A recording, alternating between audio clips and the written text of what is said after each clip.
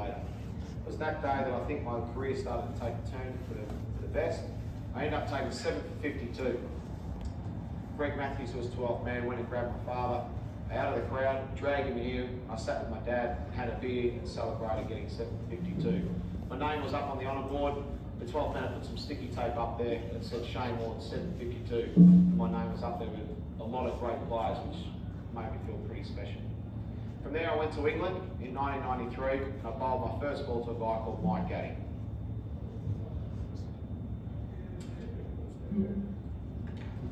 You're always nervous when you're about to bowl your first ball in any match, let alone a test match against England. First ball in test cricket in England for Shane Warne. And he's done it. He started off with the most beautiful delivery.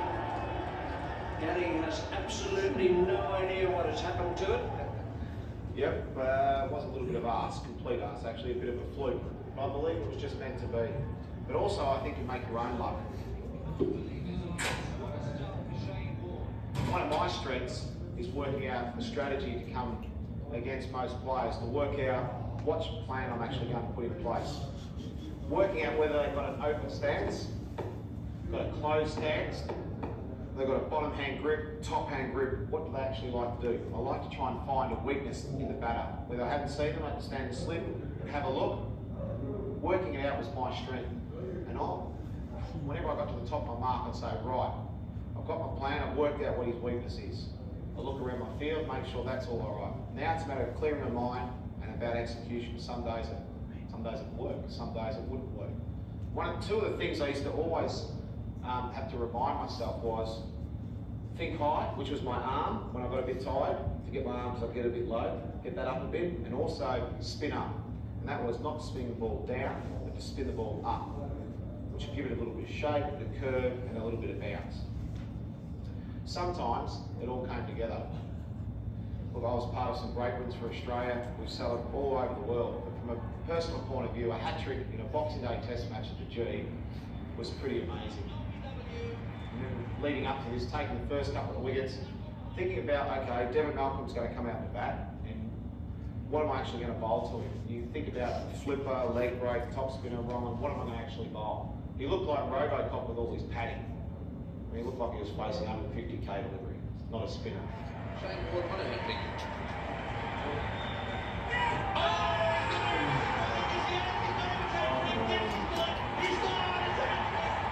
That's a hat-trick to Shane Warne, a great moment in his career.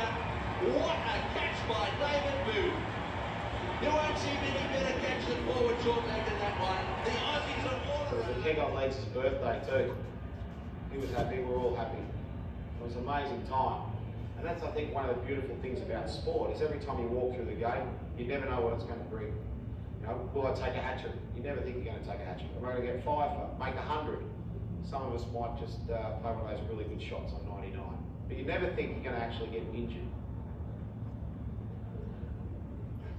For me, back in '96, I did my finger. I had to go through some pain where I had to put my finger out, and the doctor had to put some cortisone injections into my finger.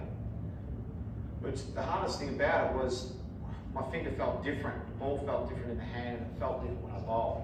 Then I did my shoulder, and I got to the stage where I couldn't even lift my arm. I couldn't even wipe my bum. Sleeping was an issue, migraines, trying to get comfortable. It was all a pretty tough time. It's not a sob story, but these were some of the things that I was going through at that stage. The other things that were going through my mind was, am I actually going to bowl again? I even thought about giving it away at certain stages. At the World Cup, when we got there in '99, I'd just been dropped for the first time in about 10 years for the last test match for the West Indies. And we'd had its ordinary start as a team, and from an individual point of view, I was struggling. I wasn't bowling very well. I wasn't happy with the way I was bowling. But we got to the semi-final. We managed to get there. We were playing South Africa. And they were none for 40 odd. And I thought, you know what?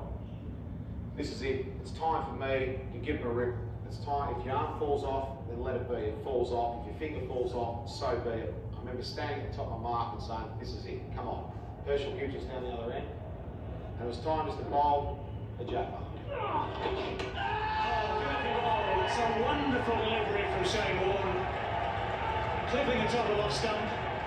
That's absolutely exactly what the Australians needed. Herschel Gibbs, completely bemused by it. He can't believe it's happened to him. And for me at that time, it's a bit of relief. It was like, you know what? I can do it. And it gave me the confidence to go on and take some wickets that day. And also, we managed to tie the semi-final, which put us into the final. We won the World Cup. I was man of the match in the semi-final and the final. Damien Fleming tried to push us off the balcony in our celebrations. I remember giving Steve Warne a hug out on the balcony. I just felt like I was back on top. I felt like I was back. I felt really, really good about myself. The team were winning World Cups. It was all pretty good. Standing on the balcony at Lord's, playing in Cape Town in the 100th Test. I was very lucky to play all over the world. But the MCG was my backyard. And one day I had the opportunity to captain Australia in a one-day international against England. I'm sure if you told me that a long time ago that I captained Australia, I'd think you're with the fairies. But my biggest challenge that day wasn't actually with the bat or the ball. It was actually trying to stop Bay 13 throwing things at the bombs. I remember Alex Stewart signalling to the dressing room, come out. And I thought, is he talking to me? Does he want me out in the ground? The boys said, mate, they want you out there. So I remember jogging out to the ground thinking, there's 80,000 people here at the ground. How much are we going to stop these people? They're all going, Warne, Warne, the whole time. And I thought, okay, Alec, what do you think? He said, any chance of you stopping the crowd down at Bay 13? I'm in trouble here, I need some protection. Mark Moore was in the middle, I grabbed his helmet and thought, if they throw something less, it's going to hit me in the head. I've got the helmet on. I said, please stop throwing things. Gave a bit of a clap. And to their credit, to the crowd's credit, they actually stopped. I tried to get off the ground as quick as I possibly could. Gave Mark his helmet back. But I remember coming back from that, sitting in the rooms amongst the teammates, just putting my feet up, watching the game, and thinking, did that just happen? Did that really just happen? It was a pretty sort of surreal experience.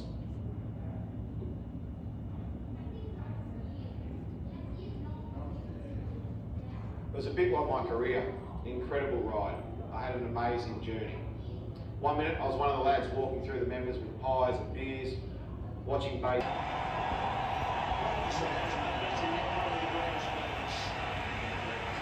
Shane Warne, the MCG